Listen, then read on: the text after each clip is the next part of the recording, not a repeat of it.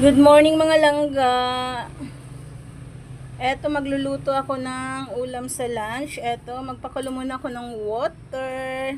Lagyan ko ng konting salt. Ayan mga langga, ito yung broccoli na binabad ko na sa asin. Binabanlawang ko na. Eto din pala yung ibang sahog. Chicken ang isasahog ko sa gulay. At eto pa yung ibang ricado, sibuyas. Ayan, tamad na naman ng tita niya maghiwa ng bawang. Siyempre, ayan, may carrots. Ayan mga langga, kumukulo na yung water. Kaso wala pa yan na konting oil. Ayan, lagyan ko ng konting cooking oil. Coconut. So, ayan mga loves, ang purpose ng paglagay natin ng oil para pag ito na blanch, ang ganda-ganda pa rin ang itsura niyan, hindi luyot. Pakita ko sa inyo mamaya. Iba-blanch ko na to para kapag sinutay mamaya, mabilis na lang kasi matigas yung carrots, di ba? Ayan. So, ayan, mukhang okay na ito, na blanch na. Hanguin ko na. Hanguin na natin ang carrots. Ayan, ilagay ko na rin itong broccoli. Blanch ko din yan.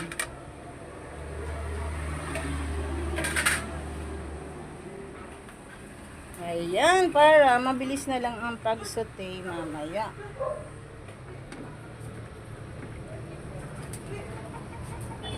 Takpan natin para mabilis. Ayan, i-check na natin. Mukhang okay na.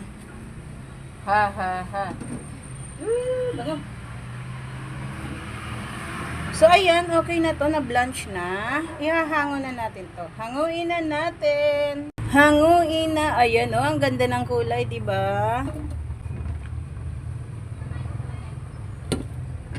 Ayan, fresh na fresh pa rin tingnan at crunchy yan.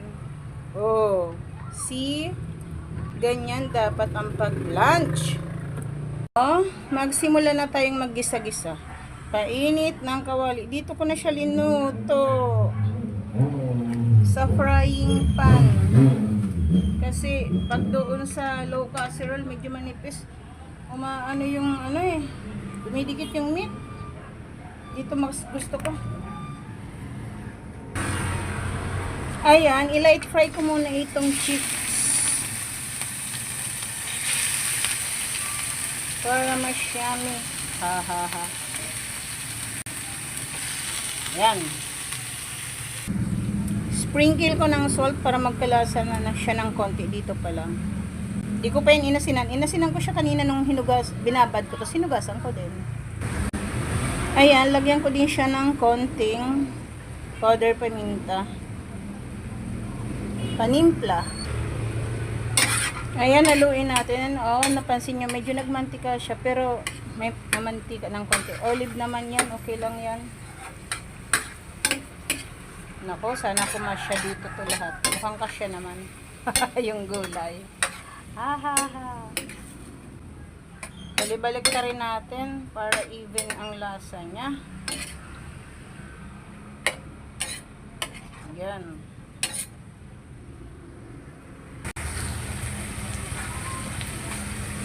Ayan, mukhang malapit na to. Kasi luto na yung mga gulay, kaya kailangan ito i-light fry ko na para sigurado ding luto siya. Diba? Kasi kung idiretso ko to kagisa, may tendency hindi to maluluto ng todo. Ang gusto ko sa meat ay yung lutong-luto. So, ayan. Okay na yan. Magisa-gisa na tayo. Dito na rin lang. Igigilid ko na lang. Yan. Actually, shrimp talagang nilalagay ko dito. Kaso nga lang, sarado yung bilihan ng shrimp today. Kaya, dito lang kasi ako sa malapit sa talipapa namin. Hindi ako pumunta ng malaking palengke. So, ayan. Lagyan natin ng butter para mas yummy.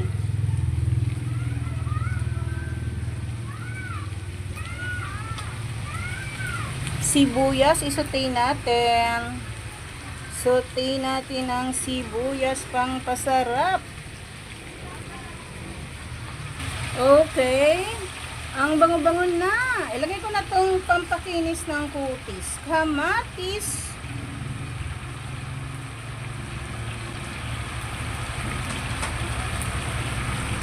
Mga langga, may kasalanan ako.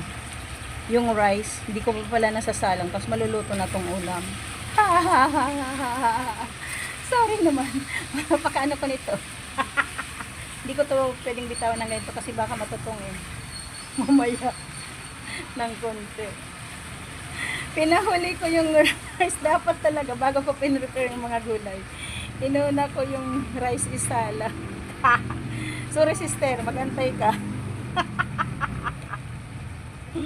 Ayan. Yan, halo-haloyin natin para di matutong.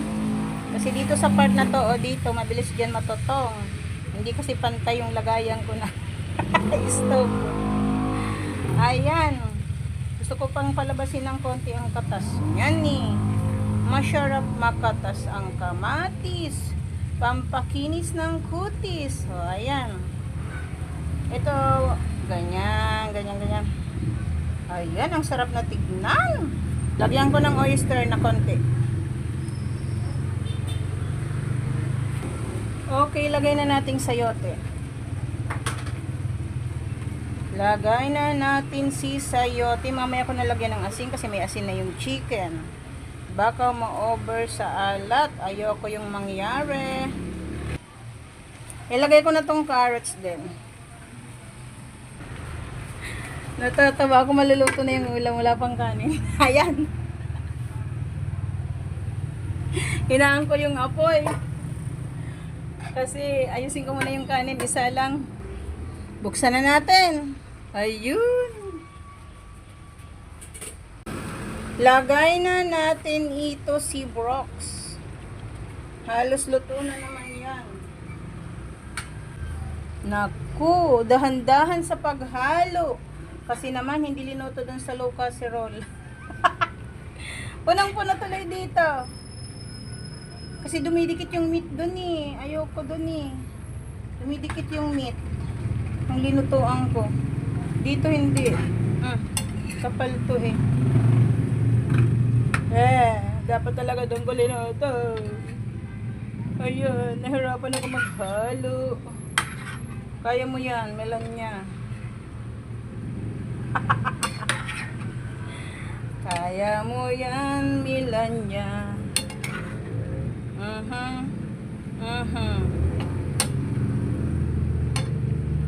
Ayan, no need to add water kasi ayan no, meron ng sabaw. So yung sabaw ng gulay niya, yun na yun.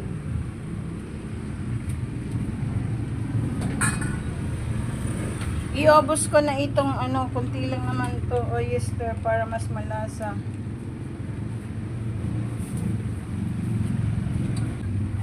Takpan ko ng unti para maluto pa ng konti.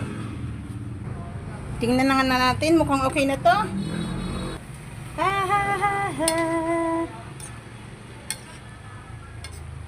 Tikiman. Sakto ang lasa. Sarap. Naghalo yung manamis na lasa ng gulay. Sakto lang yung alat, hindi siya gaano.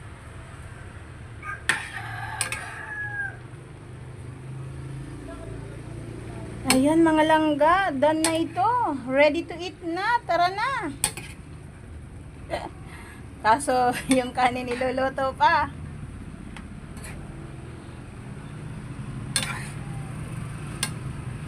Thank you for watching mga langga. Hanggang sa muli.